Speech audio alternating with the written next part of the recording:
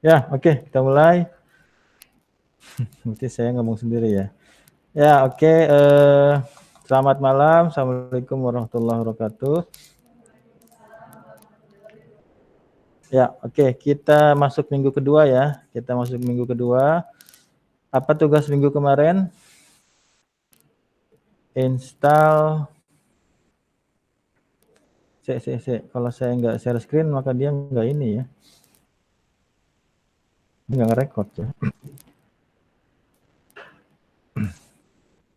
Ya, oke. Kita seperti ini. Nah, minggu kemarin saya minta Anda untuk install beberapa aplikasi ya. Ada monggo, ada Anaconda ya, ada Anaconda. Sudah berhasil install Anaconda? Sudah ya. Anak pagi ada yang ya laptopnya apa namanya 32 bit, memori 1 giga ya. Cuma apalah prosesornya agak lama, berhasil dia install Anaconda Navigator. Kemudian saya minta Anda install PyCharm ya. Sudah bisa PyCharm? Belum. Ya, pakai Java dia. Kemudian ada juga Visual Studio Code ya. Hari ini kita coba yang Jupyter Lab atau Jupyter Notebook ya. Jadi silakan Anda buka apa namanya Anaconda Navigator, maka nanti muncul seperti ini. Apakah sudah muncul di layarnya seperti ini? Belum. Yang muncul apa? Masih loading. Oke ya. Tapi udah dari tadi ya.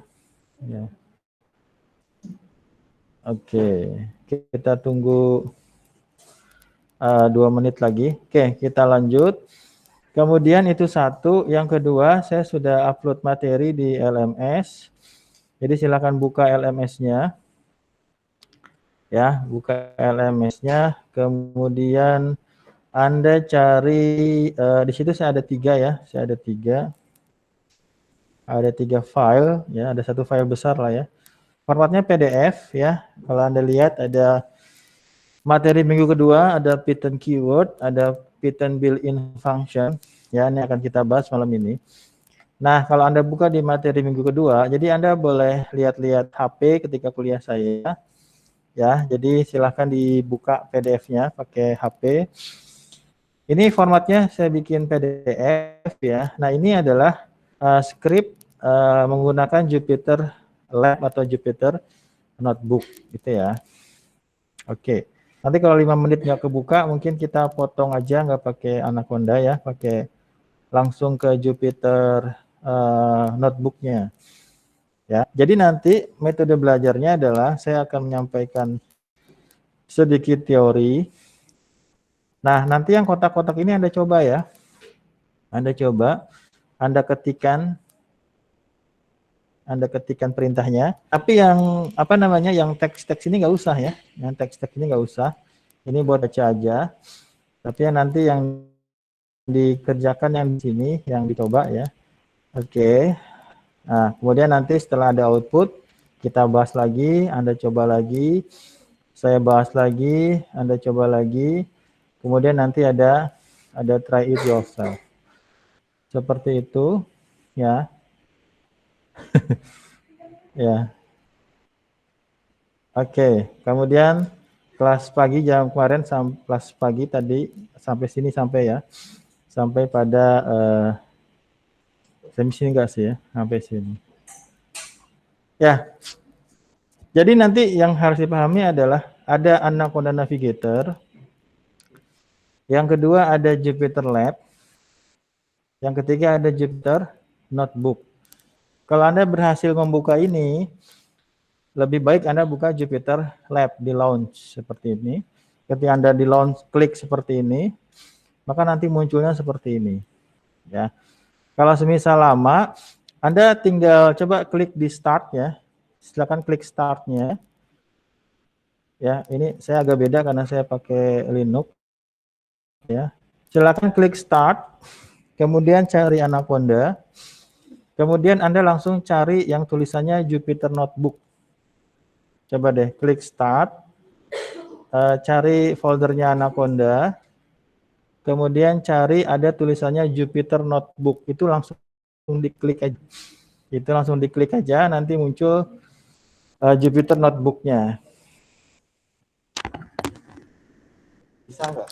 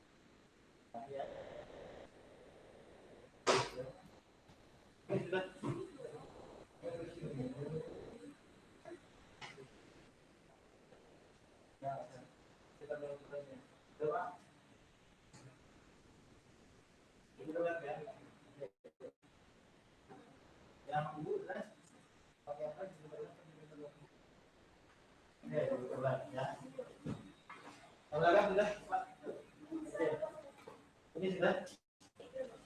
Berarti ada juga pakai Jupyter Lab ya. Oke. Bedanya cuma di folder samping aja ya. Jadi saya bisa pakai dua-duanya. Pakai Jupyter Lab atau Jupyter Notebook. Oke, jadi ini mungkin belum pernah ya Anda temui seperti ini. Jadi kita ngodingnya langsung di browser ya, ngodingnya pakai browser. Kemudian yang perlu diperhatikan extensionnya adalah IPyNB. Jadi kalau misalnya Anda buka pakai Jupyter Lab ya, mungkin nanti muncul seperti ini ya. Ada tinggal klik di sini ya, kalau yang Jupyter Lab ya. Anda klik di sini. Nanti Anda perlu ganti namanya nih ya, ganti nama tinggal klik kanan ya. Kemudian kasih rename ya. Klik kanan rename, kasih aja minggu kedua gitu ya. Kasih nama minggu kedua, tapi extensionnya jangan dihapus ya. Extensionnya jangan dihapus. Nah, dia akan tersimpan di mana, di komputer, di folder tertentu. Tapi kalau Anda pengen download, silahkan simpan di flash disk ya. Tinggal klik kanan, kemudian download. Nanti dicek folder downloadnya, seperti itu. Kalau di Jupyter Lab, kalau di Jupyter Notebook, buka dulu Jupyter Notebooknya. Nanti tampilan saya Teams-nya hitam ya. Oke, tapi samalah. Ini adalah versi hitamnya, black-nya. Kemudian New Python 3. Ya. Kemudian ini nanti kan putih ya punya Anda ya. Punya saya hitam ya. Ini saya belum saya ganti Teams-nya. Tapi karena saya sering pakai Jupyter Lab, saya belum ubah lagi ya. Seharusnya di sini juga ada header-nya dan lain-lain. Tapi masalah, nanti di sini bisa download as gitu ya. Nanti notebook IPyNB. Jangan lupa di sini kalau mau di rename bisa di sini. Harusnya kalau di ini ada di atas bisa diklik aja, namanya diklik aja. Nanti Anda ganti nama filenya ya. Jadi kalau mau dicoba di laptop silakan, tapi itu tersimpan di PC-nya gitu ya. Kalau mau di copy maka tadi ya di download, kemudian nanti cek di foldernya. Oke. Kita lanjut. Ya. Ini saya dari buku bahasa Inggris ya, dari e-book. Jadi kemudian saya gabungkan dengan kalimat saya sendiri. Jadi nanti kalau ada agak-agak roaming gitu ya, mungkin karena transkrip bahasa saya kurang bagus ya. Tapi ada beberapa kalimat juga yang dari saya. Oke. Ya. Semester 1 kan Anda sudah dapat ya mata kuliah apa? Logika, algoritma dan pemrograman. Logika, algo ritma dan pemrograman. Oke, nah mata kuliah ini apa? Sekarang struktur data dan pemrograman 2 ya. Dan pemrograman 2. Kalau misalnya semester 1 Anda dapat C+ di sini. Sekarang saya pakai apa? Sekarang saya pakai Python. Ya, jadi saya tidak langsung ke struktur datanya, tapi saya akan membahas sedikit tentang pemrogramannya yang mungkin 4-5 pertemuan, baru kita masuk ke struktur datanya. Walaupun nanti ada struktur data yang khusus ada di Python gitu ya. Built-in built-in data structure yang ada di Python. Oke, angkatan kemarin saya langsung ke struktur datanya, saya bahas tag, saya bahas SQI gitu ya, saya bahas linked list, tanpa saya menjelaskan Python terlebih dahulu. Nah itu kayaknya ada yang kurang nyambung gitu ya, karena saya terlalu memaksakan langsung menggunakan struktur data di Python-nya. Jadi untuk angkatan ini saya kasih Python-nya ya, tapi mungkin agak cepat gitu ya. Nanti setelah saya jelaskan beberapa menit ya, nanti Anda akan ada fase mencobanya. Ya, kita awali di sini. Kita masuk pembahasan tentang variabel dan simple data type. Ya, suara saya terdengar jelas nggak? Jelas. Yang online? Nggak ada ya. Ya, kita lanjut. Bagaimana tadi? Ya, jadi silakan sambil baca-baca. Kita akan bahas tentang variabel dan juga ada simple data type. Ya, saya ikutin bukunya aja. Saya pikir nanti biar terarah ya. Oke, semester pertama Anda sudah belajar mengenai logika algoritma dan pemrograman. Anda sudah belajar bagaimana menggunakan sebuah variabel. Dalam Python ada perbedaan dalam menggunakan sebuah variabel ya. Anda tidak perlu mendeklarasikan sebuah variabel, Python akan mengerti yang Anda maksud ya. Sebagai contoh, silakan Anda ketik perintah berikut ini ya. Yang ini ya, yang dalam kotak ini, silakan diketik. Silakan diketik di mana di sini, silakan diketik ya. Apa yang diketik tadi? Message sama dengan, silakan diketik message sama, Anda klik di sini ya. Anda klik di sini ya. Kalau saya buka di sini. Ya, kemudian ketikkan message sama dengan gitu ya. Anda ketikkan message sama dengan apa tadi? Ikuti seperti ini ya. Silakan diikuti message sama dengan ya, message sama dengan tanda petik 2 hello Python kemudian word. Ya, kemudian enter di sini. Kemudian Anda ketikkan print kemudian kurung buka message kurung tutup ya. Jadi kalau di C++ namanya cout ya, cout. Tapi kalau di Python namanya print. Anda ketikkan perintah di bawah ini, kemudian untuk merunnya tekan apa? Tekan shift dan enter secara bersamaan. Jadi tekan apa? Shift sama enter ya. Shift-nya ditekan kemudian enter. Maka nanti munculnya apa? Hello Python. Ya, oke, silakan dicoba. Silakan dicoba. Bisa, Bu? Bisa. Cepat banget. Ya. Di copy paste ya? Di copy ya? Enggak. Yang lain sudah? Sudah yang belakang? Ibu sudah, Bu? Yang Ibu siapa? Siapa namanya lupa saya. Ya, silakan. Kita bahas ya. Kita bahas. Di sini kita lagi bicara apa? Kita lagi bicara variabel. Ya. Kalau saya tanya, smartphone Anda bisa dikatakan komputer tidak? Smartphone. Ini komputer bukan? Ini komputer bukan? Komputer ya? Smartphone dikatakan komputer karena apa syaratnya?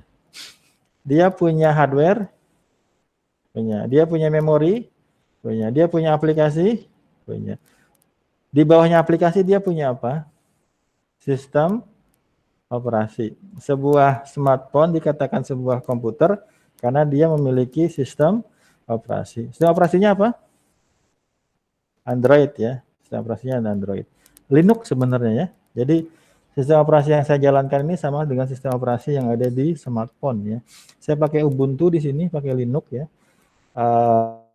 Android juga pakai Linux sebenarnya. Ya, oke. Jadi kalau kita gambarkan, saya coba gambarkan secara general. Berarti ada hardware ya. Ada hardware. Hardware itu apa sih? Ada CPU. Ada apa lagi? Ada memori. Memori itu apa? RAM ya. Ada RAM. Ada apa lagi? Ada monitor, Pak. Oke, ada apa lagi? Ada keyboard, Pak. Gitu ya. Ada apa lagi? Ada mouse. Ada apa lagi? Ada printer, Pak. Gitu ya. Ada apa lagi? Banyak sih ya. Oke, itu adalah hardware. Kenapa dibilang hardware? Apa itu hard? Keras. Ware itu apa, ware? Perangkat. Jadi perangkat keras. Perangkat yang kalau di keras itu ya. Nah, selain hardware ada apa lagi? Ada software. Software terdiri dari apa? Yang pertama adalah sistem operasi.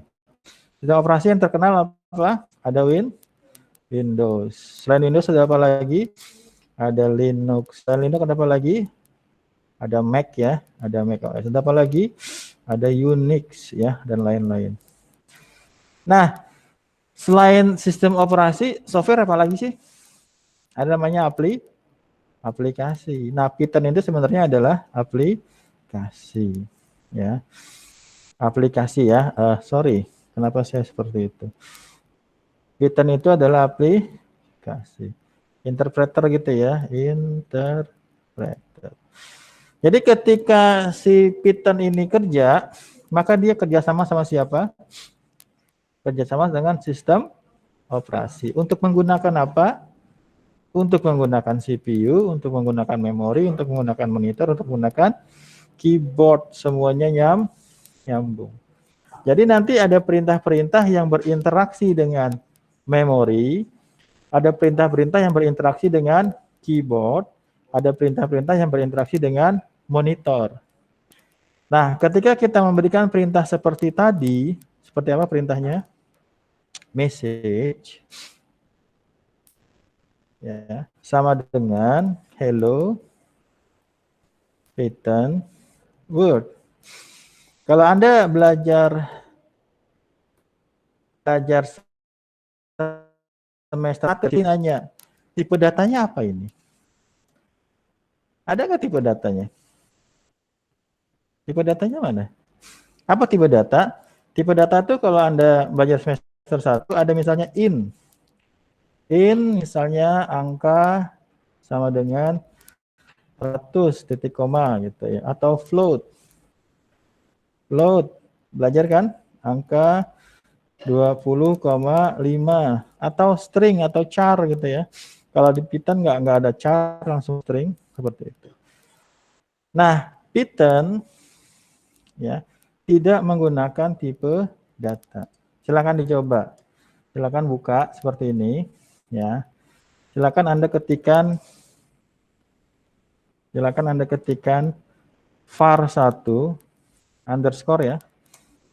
var_1 sama dengan 100. Kemudian print atau dibarengin aja. Print var_1. Diikuti ya, diikuti. Kemudian kita muncul lagi. Itu ada underscore-nya ya.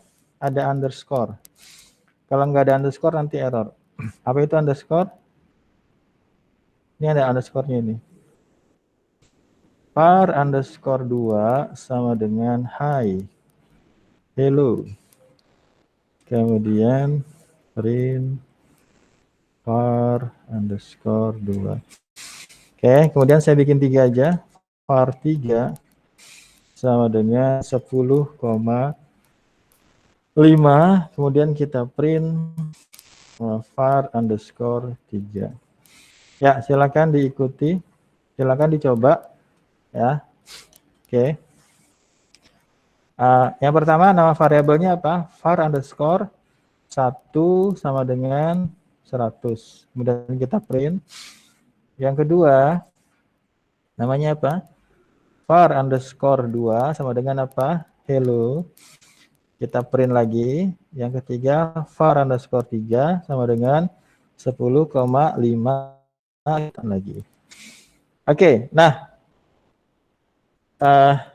Python tidak perlu mendefinisikan, mendeklarasikan tipe datanya. Tapi dia akan paham yang kita maksud.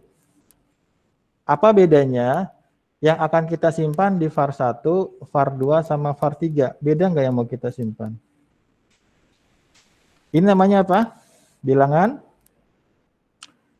bulat ya. Ini namanya apa? Bilangan desimal. Kenapa bilangan desimal? Karena ada titiknya ya, bukan koma ya, tapi titik. Yang kedua ini apa? String ya. String ya. Jadi sekali lagi, Python tidak perlu mendeklarasikan tipe data. Dia akan paham yang kita mau. Kalau Anda pengen tahu tipe datanya, kasih namanya print, silakan. Print, kemudian type, kemudian var underscore 1. Ya, silakan di run. Nanti muncul outputnya apa. Kemudian nanti saya cek ya. Jangan lupa diganti ini jadi var 2. Ya, dicek lagi. Kemudian kita seperti ini. Ya, ini ada fungsi namanya type.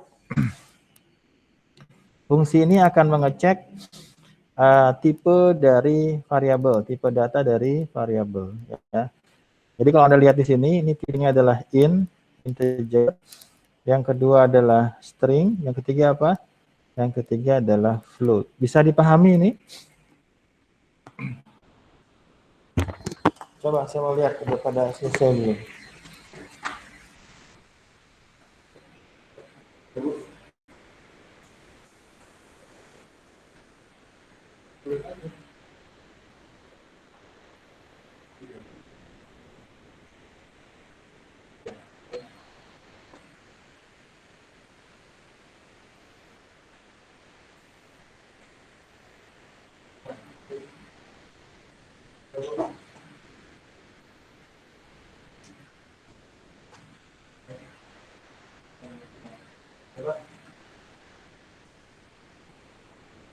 Coba ya. Kalau kecepatan dilambang. Saya nggak waktu juga sekali. Dulu. Kenapa dulu? Kenapa dulu? Ada. Ya, kenapa dia? Ada kenapa itu? Ini kenapa bilang itu? Ada tidak?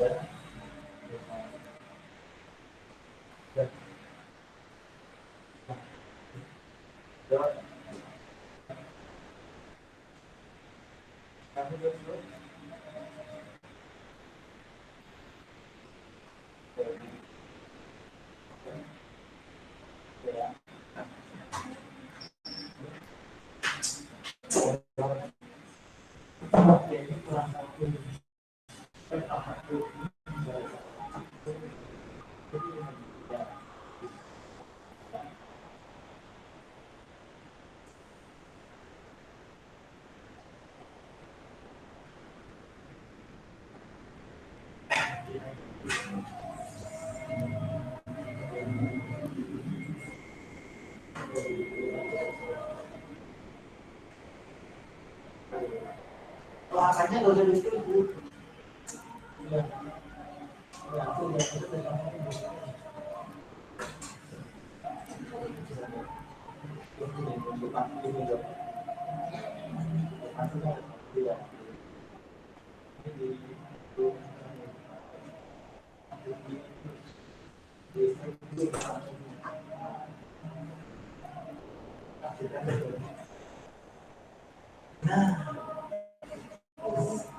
Ya,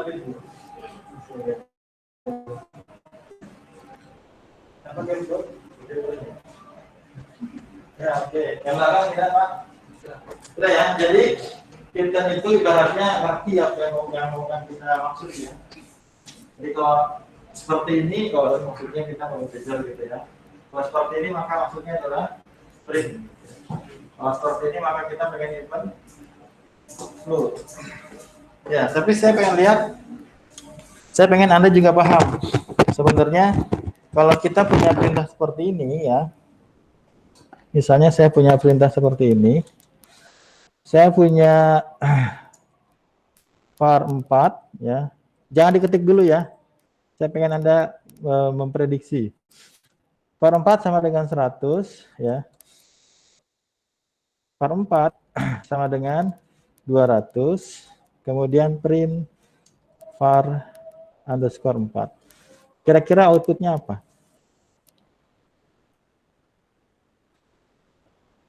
Outputnya apa? Outputnya 100, 200, apa 300?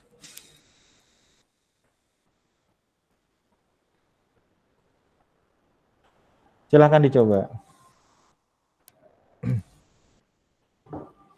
Kok kalem-kalem ya kelas ini ya?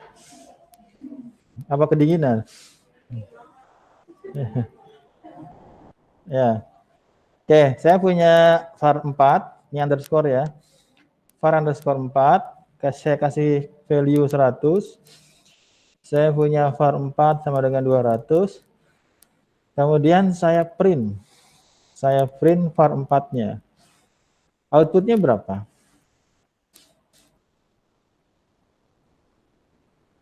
Seratus atau 200? Udah diketik belum? Diketik dulu. Jangan kira-kira. Kenapa 200 kira-kira? Kenapa 200 kira-kira? Tapi kalau saya kasih perintahnya seperti ini. Ya, saya kasih perintahnya seperti ini. Kira-kira outputnya apa? Ada print var lagi. Outputnya berapa?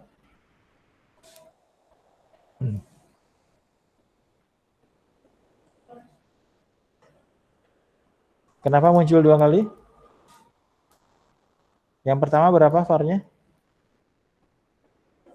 100 sama 200. Oke, tapi kalau saya nggak kasih ini, yang ditampilkan di monitor apa? Kenapa 200? Nah, jadi kalau saya kasih var, misalnya tadi perintahnya apa? var 4, var underscore 4 sama dengan berapa? 100. Maka begini, ini adalah aktivitas di memori. Ya, ini adalah aktivitas di mana? Aktivitas di memori. Si Python ngobrol sama sistem operasi. Python ngobrol sama sistem operasi. Apa yang dia omongin? Tolong dong alokasikan memori buat variabel ini. Apa yang bilang Python ngomong apa? Tolong dong sediakan memori, sediakan tempat di memori.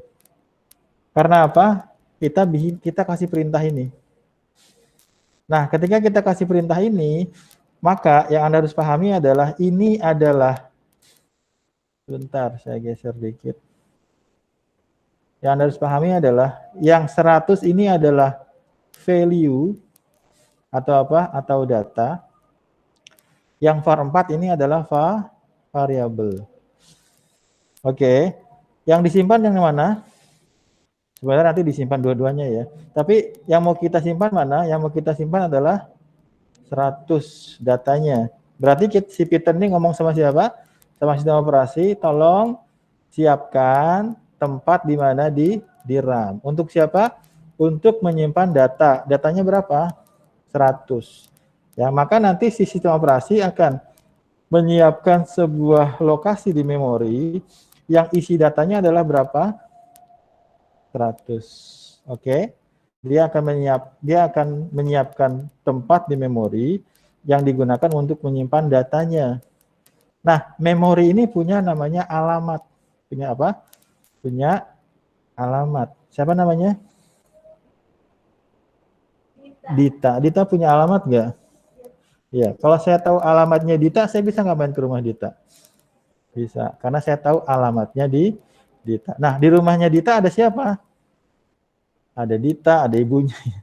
Ya, tapi maksudnya Dita itu adalah datanya, alamat itu adalah tempat kita menaruh data itu di memori. Nah, misalnya alamatnya di mana Mbak Dita? Galeong. Sini dong. Ya, katakanlah di Galeong ya. Galeong itu luas ya. Galeong Blok RI nomor 15, kayak gitu ya. Nah, si file ini sebenarnya dia akan menyimpan alamatnya. Alamat siapa? Alamatnya yang 100 tadi.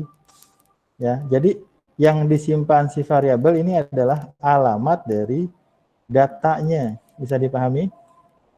Kenapa seperti itu? Karena dengan alamat ini dia bisa mencari tempat di lokasi, kemudian dia ambil datanya.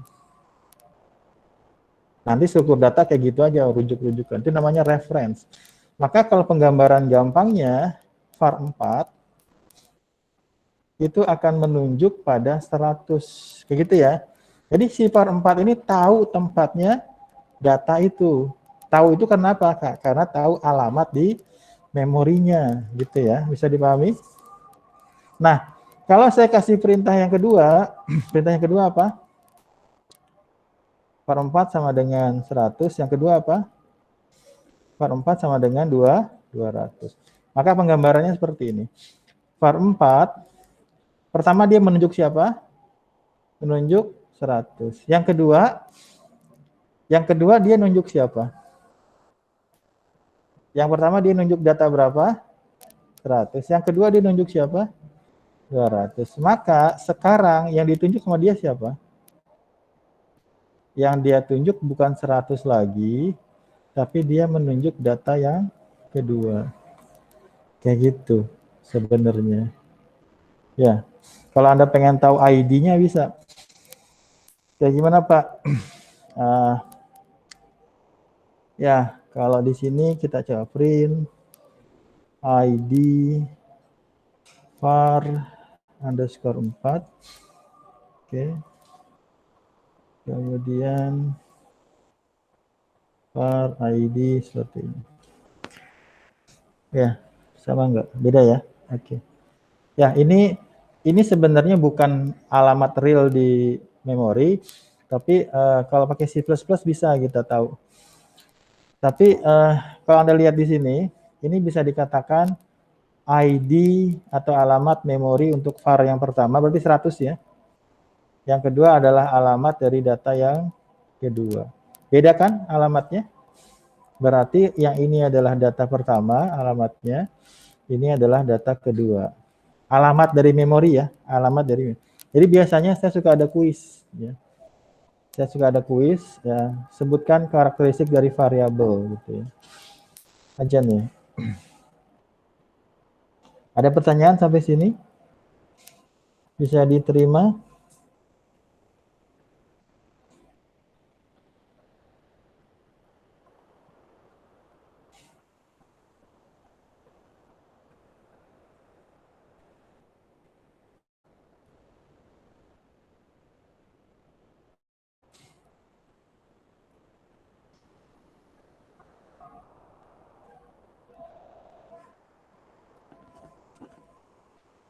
Ya, oke.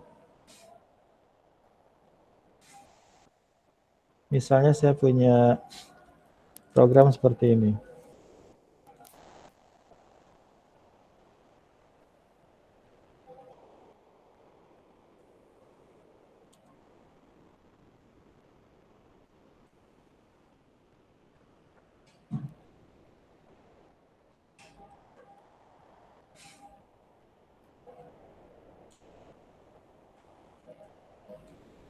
Jangan dicoba dulu, jangan diketik dulu, tapi dibayangkan dulu.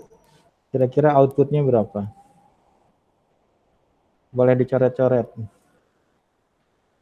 Ya, perintahnya apa? Var 1 sama dengan 100. Var 2 sama dengan berapa? 20 kali 100. Berarti berapa? 20 kali 100 berarti berapa? 2000. Yang ketiga apa yang ketiga? Var 2 sama dengan var 2 ditambah var 1. Var 2 di sini sama var 2 di sini beda enggak? Beda. Kenapa beda? Karena ini bukan matematik ya. Kalau matematik var 2 di sini sama dengan var 2 di sini ya. Tapi kalau di komputer ketika ada perintah seperti ini, maka ada dua operasi. Yang pertama apa? Eksekusi yang sebelah kanan sama dengan. Berarti apa? Var 2 ditambah dengan var 1. Berarti var 2-nya berapa tadi? 2000 ditambah dengan 100. Berarti berapa? 2001. Operasi kedua adalah hasil dari yang bagian kanan diberikan ke bagian kiri. Bagian kiri siapa? Var 2. Maka outputnya berapa? 2100. Ya. Gampang kan? Jadi ketika Anda lihat games itu sebenarnya variabel yang sedang bergerak gitu ya, saking cepatnya gitu. Ya, masih lama kan? Masih. Kita lanjut ya. Ini baru paragraf yang pertama. Ya, kita sudah menambahkan sebuah variabel dengan nama message. Setiap variabel menyimpan value atau data, yaitu informasi yang diasosiasikan dengan variabel ini. Dalam contoh ini, variabel message menyimpan value hello pattern word. Ini sudah saya jelaskan. Baris kedua yaitu print message adalah perintah untuk menampilkan value yang diasosiasikan dengan variabel message. Print adalah fungsi dalam Python yang digunakan untuk menampilkan pesan ke monitor. Kita ngomongin fungsi sebentar ya. Apa namanya fungsi? Fungsi apa fungsi? Anda tahu toaster nggak? Pemanggang roti. Pernah coba pemanggang roti? Pemanggang roti itu gambarnya lebih bagus dari ini ya. Anggap aja bagus, ini pemanggang roti. Nanti rotinya masuk ke sini kan ya. Ya, ini anggap aja bagus, jelek amat ya. Oke, ini roti. Ada inputnya kah? Inputnya apa? Inputnya adalah roti ya. Outputnya apa? Roti panggang ya, roti panggang, roti panggang. Ada prosesnya enggak di sini? Apa kira-kira prosesnya? Rotinya diangetin gitu ya, entah pakai teknologi apa. Tapi yang namanya fungsi itu punya apa? Dia ada inputan, dia ada proses, dia ada output. Nah, Anda sudah saya kenalkan dengan fungsi namanya apa? Print. Namanya apa? Print. Nah, ketika kita kasih perintah seperti itu, silakan dilihat. Maka nama fungsinya apa di sini nama fungsinya? Nah, fungsinya apa? Print. Inputnya apa? Message. Outputnya apa? Hello, pinter. Ya, jangan takut-takut ya. Kok masih pada ini kedinginan kali ya? Ya, oke, itu fungsi. Kemudian silakan kita lanjutkan codingan. Ini sebenarnya udah saya bahas tadi ya. Masalah yang perubahan udah saya bahas, saya skip aja. Kita masuk kepada aturan ketika membuat sebuah variabel ya, silakan. Ini adalah naming and using variable. Berikut adalah aturan dalam penamaan sebuah variabel. Yang pertama, sebuah variabel hanya dapat terdiri dari huruf, angka, dan garis bawah. Variabel hanya dapat terdiri dari apa? Huruf, angka, dan garis bawah. Variabel dapat diawali dengan huruf dan garis bawah. Berarti tidak bisa diawali apa? Tidak bisa diawali oleh angka. Ya, misalnya kita kasih nama variabel 10 underscore nilai sama dengan 100. Apa yang dilanggar di sini? Ya, variabel tidak bisa diawali oleh angka, maka dia akan error.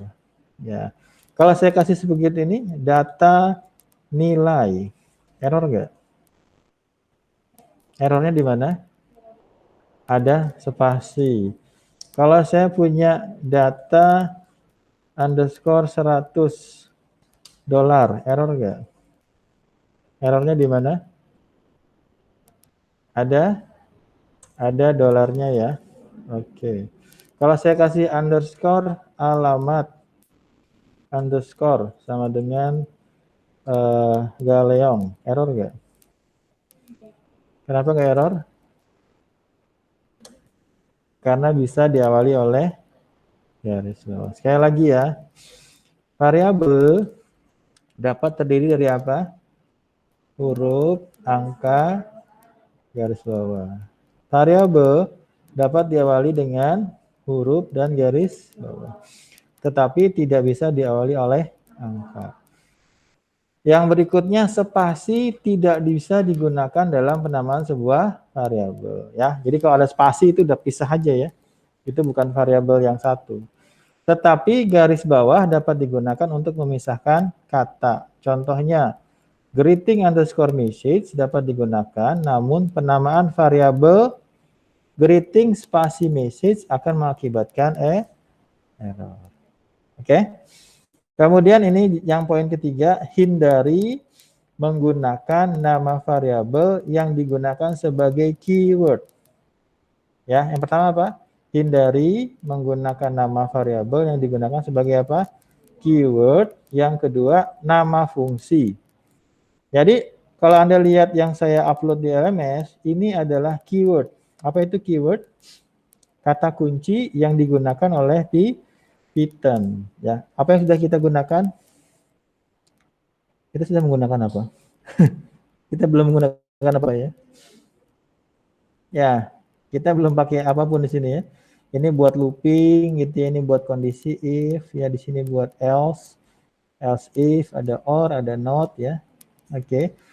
Maksudnya apa? Kita tidak boleh menggunakan kata-kata ini. Kenapa? Karena kata-kata ini sudah digunakan oleh Python. Namanya Python keyword. Cuma ada berapa di sini? Ada 25. Yang kedua, kita juga nggak boleh pakai fungsi-fungsi yang sudah dibuat oleh Python. Ya, ini adalah namanya apa? Python built-in function. Fungsi-fungsi ini kita tinggal pakai aja karena sudah dikenal oleh Python. Kenapa sudah dikenal? Karena yang bikin adalah Python. Kalau kita pengen pakai fungsi punya orang, maka harus kita import dulu. Oke, yang sudah saya pakai yang mana kira-kira? Print ya, mana print? Ini print ya. Apalagi? In belum. ID ya, tadi ID. Tadi type sudah type. Oke. Sekarang misalnya kalau POW ini apa kira-kira POW? Silakan Anda buka, Anda tuliskan POW, Anda tuliskan POW. Kurung buka, kurung tutup, sudah. Ini saya ajarin cara gampangnya, sudah. Nah, kemudian Anda kasih kursornya di depan setelah W. Silakan posisi kursornya setelah W. Sudah? Kemudian tekan Shift sama Tab. Shift Tab ditekan bersamaan. Maka akan muncul seperti ini. Muncul enggak? Muncul. Ada yang enggak? Kalau enggak itu agak ini aja, agak lama aja. Ya, apa? Shift sama Tab. Oke. Maka di sini kita dikasih tahu. Ya, ini adalah parameternya, ini adalah penjelasannya sedikit.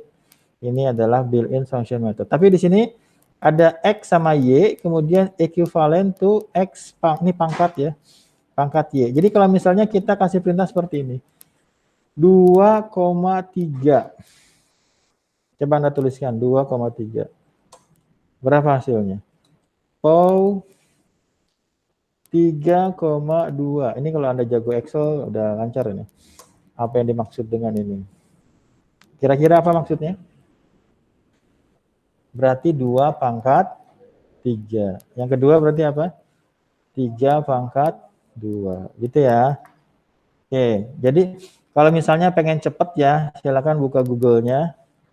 Ada satu situs yang menurut saya inilah. Ini biasanya orang belajar HTML, orang belajar CSS ya. Tapi saya lihat sekarang juga sudah ada buat Python-nya. Silakan buka di sini w3school.com. Anda boleh buka di HP-nya atau di, nggak tahu saya kalau di komputernya bisa apa enggak. Cari masuk ke W3 School, tapi jangan bicara HTML, CSS, JavaScript, SQL, tapi cari yang Python-nya, karena ini sudah masuk di Python ya. Ini dulunya nggak ada, sekarang sudah masuk Python. Kemudian Anda scroll ke bawah, sampai ketemu di sini. Python reference, di situ ada Python built-in function, ya, ada Python built-in function. Ininya bisa nggak internetnya? Pakai HP aja ya, pakai HP. Klik di sini Python built-in function. Nah, nanti di sini ada penjelasan, ya. Kemudian juga ada contohnya. Ya, ini misalnya mana contoh len, ya. Ini sudah ada len. Atau ada Mac tadi POW, klik POW. Ya, nanti ada contohnya di situ, ya. Python POW function, ya. Nanti di sini ada contohnya. Ini ada definisinya, kemudian ada penggunaannya. Ya, oke, itu ya kalau mau belajar coding harus siap-siap ini ya, akses internet lah ya, seperti itu. Tinggal cari-cari ini fungsinya buat apa. Ya, seperti itu. Tadi kita lagi ngomongin apa? Kita lagi ngomongin fungsi POW, ya. Ini enggak cuma, ini bukan satu-satunya sumber ya, di internet banyak banget. Ini yang saya lihat ya lumayan lengkap lah ya. Walaupun biasanya orang kesini buat belajar HTML, buat belajar CSS, JavaScript ya. Tapi sekarang sudah ada Python dan saya lihat lumayan lengkap pembahasannya. Oke. Jadi silakan kalau misalnya mau cari referensi-referensi masuk ke sini ya. Kita lanjut ya. Nanti kalau ada pertanyaan saya kasih waktu lah. Kita lanjut. Gimana tadi? Kok jadi hilang ya? Oh ini. Ya, lanjut ya.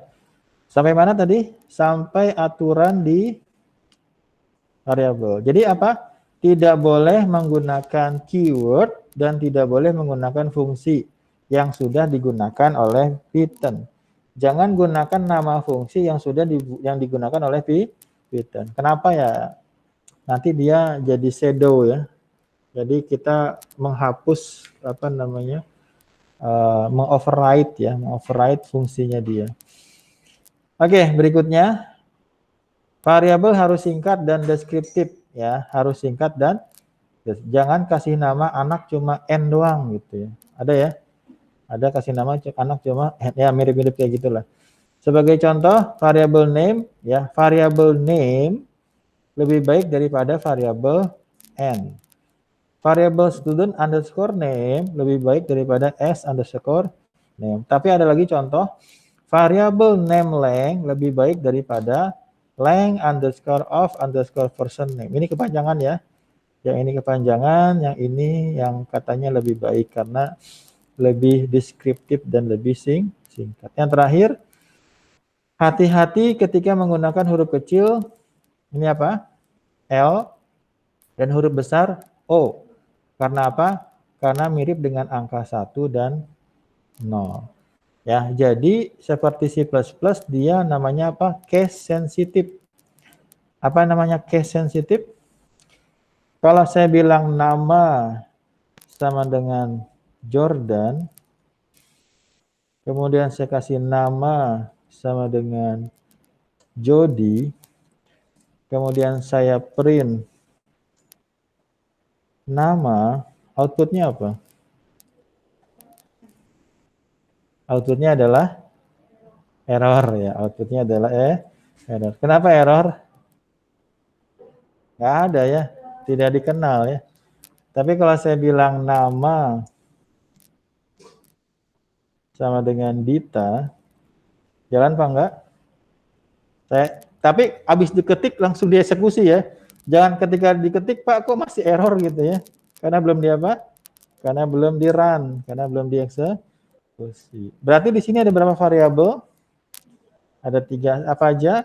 Nama, nama, sama nama. Dibacanya sama tapi ditulisnya berbeda. Itu namanya apa? Case sensitive ya. Case sensitive. Oke, kita lanjut. Jadi hati-hati ketika menggunakan huruf kecil L dan huruf kecil huruf besar. Karena apa? Karena mirip dengan angka 1 dan 0. Berikutnya di sini bicara tentang coba kalau Anda lihat di sini errornya kenapa? Errornya kenapa ini? S-nya di sini ada 2, di sini ada 1. Berarti yang mana yang dimaksud ya? Ini kalau apa Python nggak pakai AI ya, dia nggak ngerti maksud kita ya. Beda ya, itu udah kita bahas tadi. Ini bahas tentang traceback, silakan dibaca. Saya mau agak cepat lagi. Tapi kalau seperti ini error nggak? Kenapa nggak error?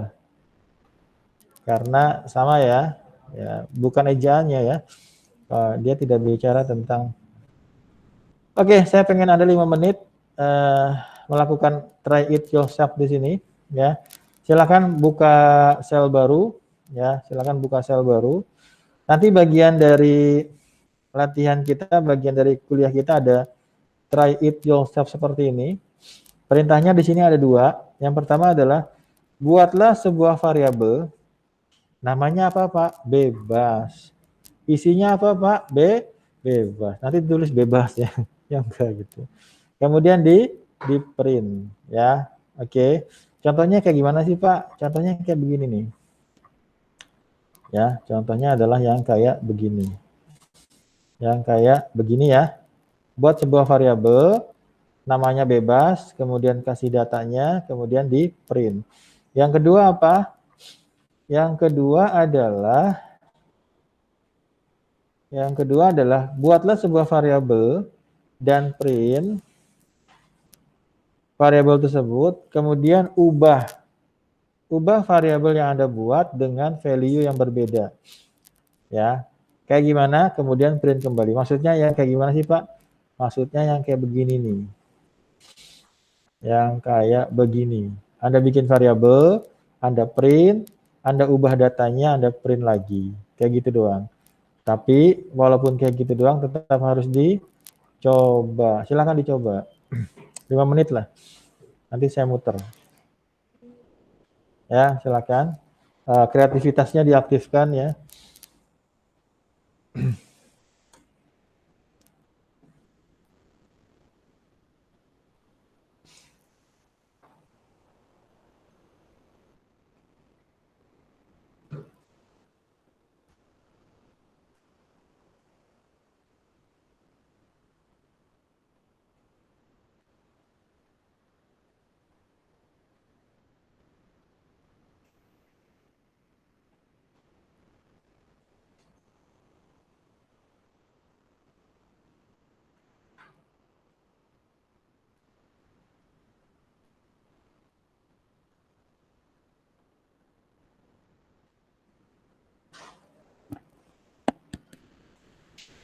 Ya, sudah?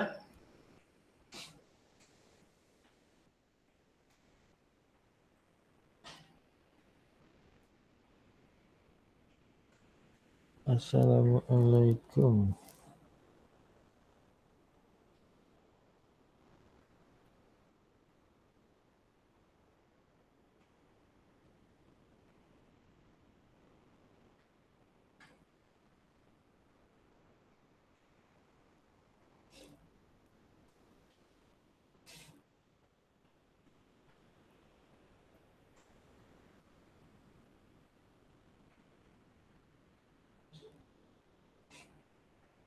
Bisa ya?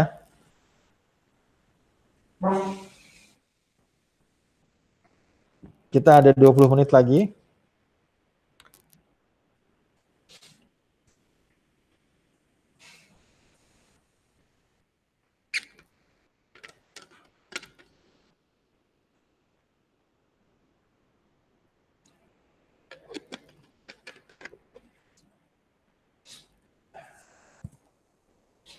Namanya apa variabelnya, Mbak?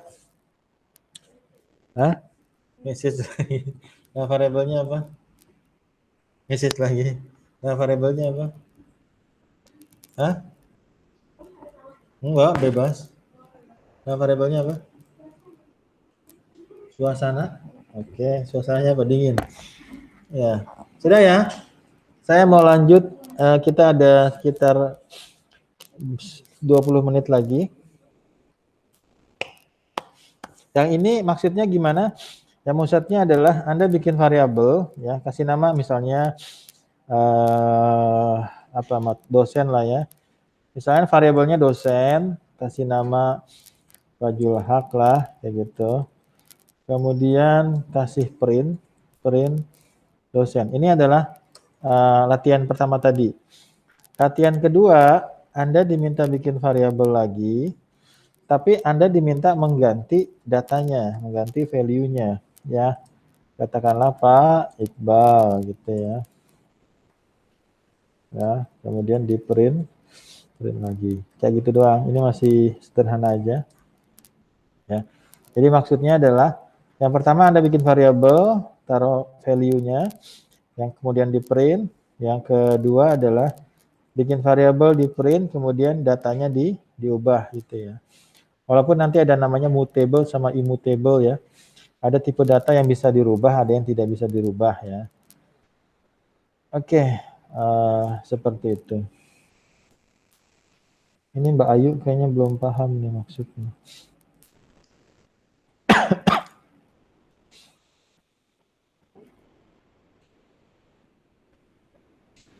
BIC.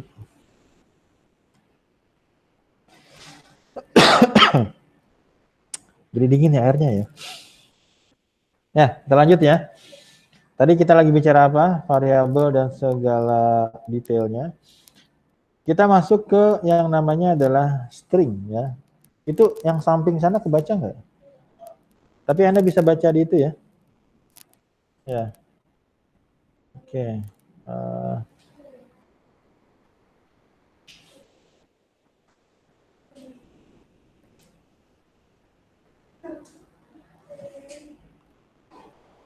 Kayak gini, cukup? Kurang? Cukup? Nah, kita lanjut. Saya agak cepet aja. Ya, berikutnya kita bicara apa? String. Karena kebanyakan program mendefinisikan dan mengumpulkan data dan melakukan hal tertentu untuk mendapatkan sesuatu yang berguna dari data tersebut, akan berguna jika mengklasifikasikan beberapa tipe data.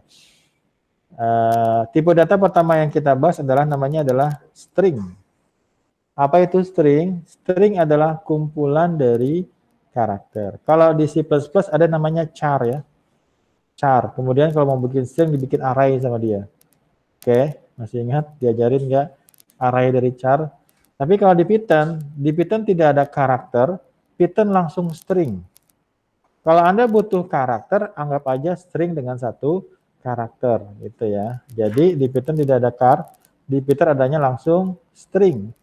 Nah, caranya adalah kita dengan membedakan antara satu tipe data dengan tipe data yang lain, value-nya adalah dengan memberikan single quote atau double quote. Apa? Single quote sama double quote. Jadi kalau saya mau mendefinisikan sebuah apa namanya string, maka saya kasih print. Udah dari tadi kita udah mengerjakannya ya. Misalnya hari sama dengan 100 ya. Apakah ini sebuah string? Bukan. Kenapa bukan string? Karena tidak ada quote-nya. Bagaimana untuk meyakinkannya? Kita cek tipenya, tipe dari hari. Maka tipenya adalah integer. Kemudian kita bilang, hari sama dengan Senin. Apakah ini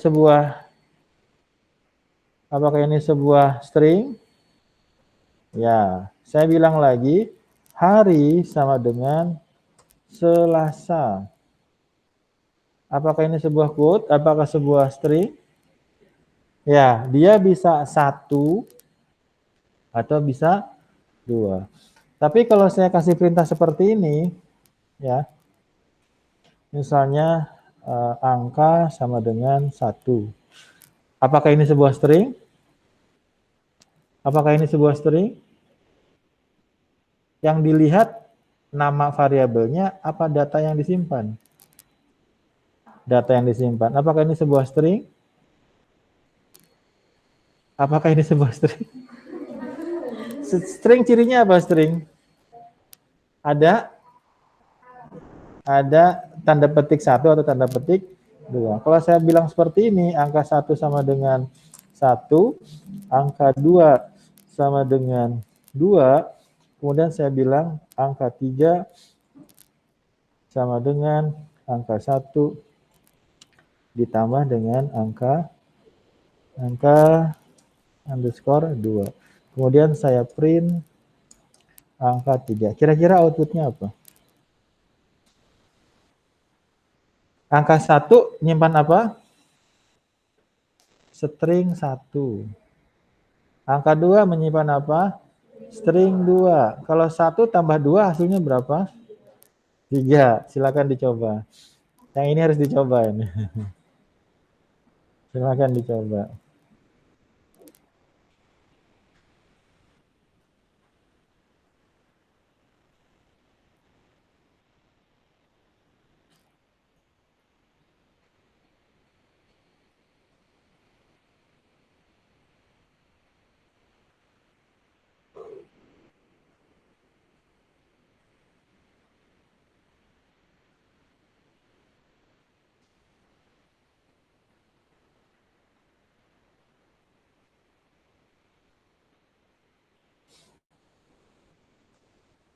Sudah dapat hasilnya? Belum. Jangan lupa tanda petiknya ya.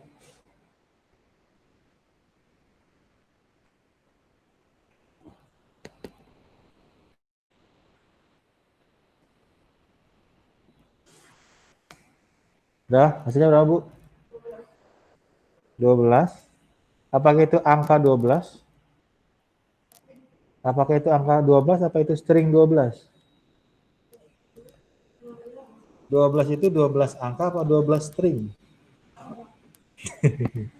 1 tambah 2 berapa?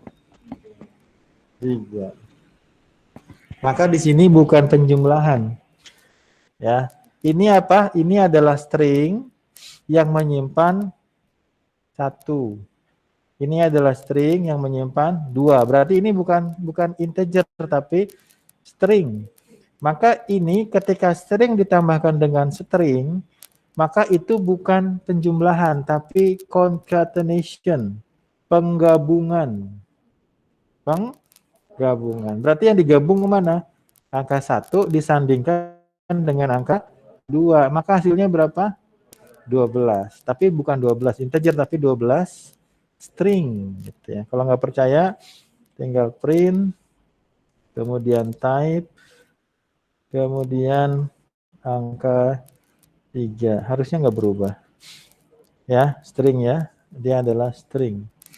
Jadi 1 tambah 2 itu 12. Kalau dia adalah string ya. Tapi kalau angkanya nggak pakai tanda petik, ya maka 1 tambah 2 berapa?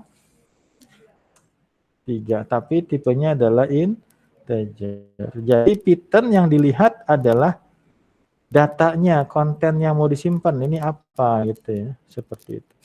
Nah, kalau seperti ini kira-kira error nggak? Yang satu string, yang satu integer. Error nggak kira-kira? Bisa nggak kita menambahkan string dengan angka?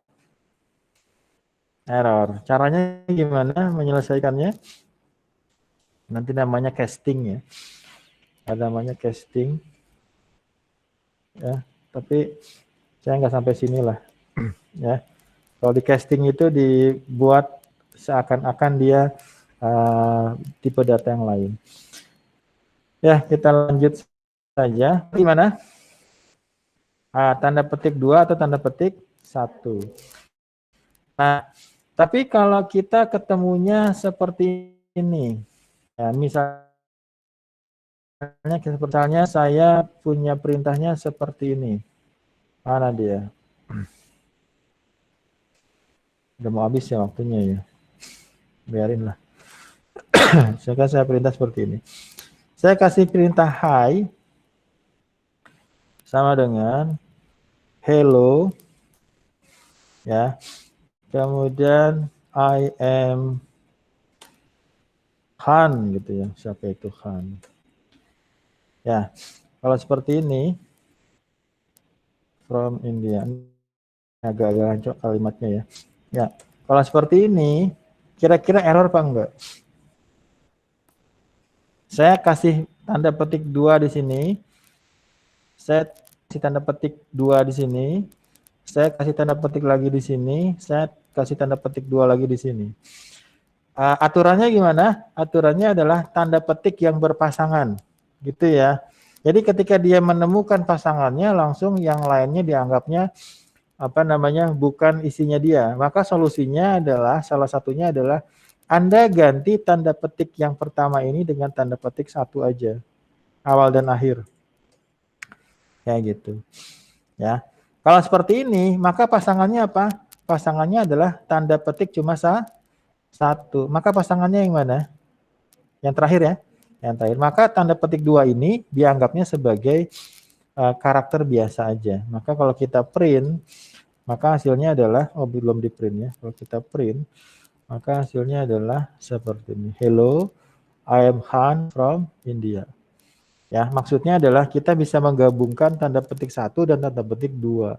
Ya, tapi yang dipakai adalah yang paling luar ya, yang paling luar. Berarti kalau ini kita ganti menjadi tanda petik 2, maka di sini kita ganti dengan tanda petik 1, di sini tanda petik 1, maka di sini kita ganti dengan tanda petik 2, seperti itu. Maka yang tanda petik 1 ini dianggapnya bagian dari string. Jangan lupa dijalankan lagi ya, seperti itu. Nah, ini ada di contoh di sini, ada ya. Ada contoh di sini ya. Silakan Anda pelajari. Oke, masih ada waktu 7 menit lumayan. Yang tadi paham ya? Kita masuk ke, silakan Anda ikuti merubah case in string with method ya. Tadi saya udah kenalkan fungsi, sekarang saya kenalkan method. Salah satu perbedaan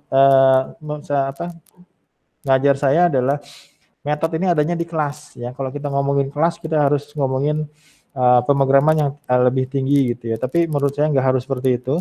Dan Python juga seperti itu. Nggak perlu belajar yang lebih tinggi ketika kita mau metode ya. Pokoknya ngerti cara makainya aja gitu ya.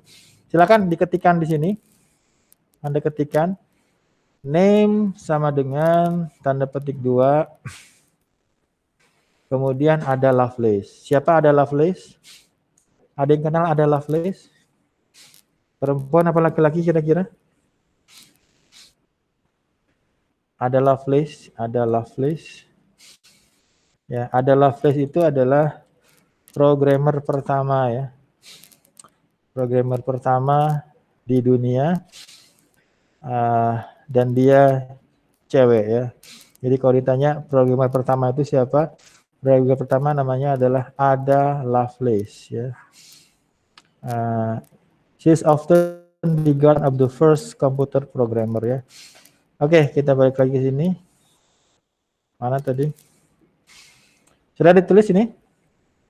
Sudah ya. Nah, berikutnya silakan Anda ketikkan seperti ini. Print, ini fungsi print. Kemudian dari fungsi print ada variable name yang tadi. Kemudian dikasih titik, kemudian kasih metode yang namanya title ya. Jadi title ini adalah sebuah metode. Metode itu seperti fungsi, ada kurung ada inputnya juga, tapi di sini tidak input ya. Coba Anda perhatikan, outputnya berbeda nggak dengan yang pertama? Apa bedanya? Hurufnya kapital ya. Oke. Nah, jadi bayangkan title ini adalah sebuah metode ya. Dalam contoh di atas, variabel name menyimpan value ada Lovelace, kemudian metode title digunakan setelah variabel dan ditambahkan titik sebelumnya. Ya, akan mengubah ada Lovelace menjadi ada Lovelace. Oke, ini pembahasannya. Method adalah sebuah action yang dilakukan Python terhadap data. Titik setelah variabel name memberikan isyarat kepada Python untuk mengaktifkan metode title ya, untuk memanggilnya. Gampangnya, misalnya kemudian coba Anda kasih perintah ini lagi. Print, kemudian name. Outputnya berubah nggak? Name-nya berubah nggak? Name-nya berubah tidak?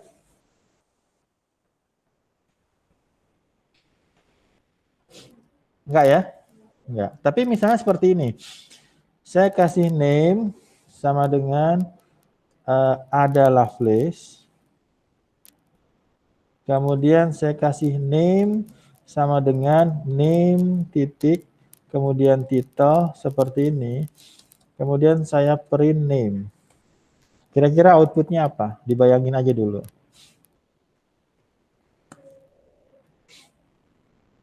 Kira-kira outputnya apa? A-nya berubah besar nggak? Apa itu metode? Metode adalah sebuah action yang diterapkan kepada variabel. Berarti pertama name-nya siapa name-nya? Name-nya adalah ada Lovelace ya. Name yang pertama itu adalah ada Lovelace. Oke, name yang kedua apa? Name sama dengan name, kemudian apa? Titik ya, titik, kemudian apa? Title, kemudian seperti ini. Saya sampaikan tadi apa? Ketika ada sama dengan, ya maka kerjakan dulu yang pertama ini, baru hasilnya kita berikan kepada yang sebelah kiri. Nah, yang pertama ini apa? Yang pertama ini adalah name. Berarti name-nya siapa? Ada Lovelace. Kita rubah menjadi siapa? Kita rubah menjadi A-nya besar ya. Ada Lovelace. Nanti hasilnya kita berikan kepada siapa? Kita berikan kepada name. Berarti name yang di sini merujuk ke sini, tapi name yang kedua merujuk kepada siapa? Kepada ada Lovelace. Itu bentuk perubahannya. Ngoding itu sebenarnya seperti itu. Kita harus tahu perubahan datanya gitu loh. Kalau kita tahu seperti itu, maka akan mudah kita ngodingnya. Ya. Maka kalau kita print kira apa? Ada Lovelace, gitu ya. Jadi beda antara matematika sama komputer, ya. Gampangnya gini deh. Kalau saya punya X sama dengan 4, ya karena saya ngajar matematiknya, X sama dengan 4, Y sama dengan X ditambah dengan 5, ya. Oke. Ya. X ditambah 2 sama dengan, bukan, bikin soal sendiri jadi bingung nih. Di sini berapa? 6 ya. 6. Oke. Berarti hasilnya berapa di sini? 4 ya. Ya, oke. Ya, sebenarnya kalau mau dicari bisa ya. Tapi intinya adalah kalau kita misalnya punya X ditambah 2, kemudian 2X ditambah 8, X kuadrat ditambah X gitu ya, pangkat 3, maka X di sini akan menyimpan angka yang sama. Tapi kalau kita punya perintah seperti ini di komputer, misalnya X sama dengan 2, kemudian X sama dengan X ditambah dengan 4, maka X di sini tidak sama dengan X yang di sebelah sini. X di sini nilainya berapa? 2. X di sini nilainya berapa? 6. Kayak gitu ya. Karena kalau dalam komputer, kerjakan sebelah kanan, hasilnya berikan ke sebelah kiri. Kalau di matematika, itu namanya persamaan. Kalau persamaan, X sebelah kiri sama X sebelah kanan itu nilainya sama. Itu bedanya komputer sama matematik. Nah, mudah-mudahan bisa dipahami. Kemudian terakhir di sini ada juga metode-metode yang lain, ya. Misalnya namanya apa di sini? Upper. Kemudian di sini namanya apa? Lower. Terakhir ya. Tadi saya kasih tahu W3 school.